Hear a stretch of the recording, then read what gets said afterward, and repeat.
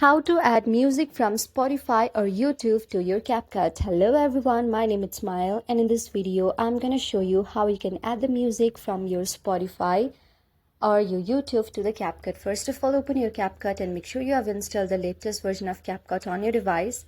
Select a video that where you want to select the video music as well.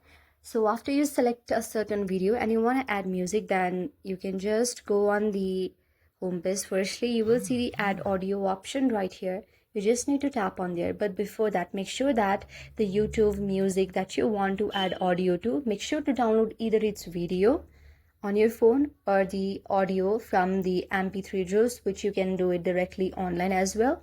For that, you need to go to the Google Chrome, go to the MP3 music downloader of YouTube, and you can simply download the music from there. And the Spotify also, you need to download the music to your phone. After you have already done so, go to add music and now tap on the extract option.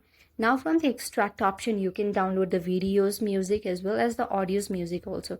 Go on the sounds as well, and you can add sounds from your files that you already have.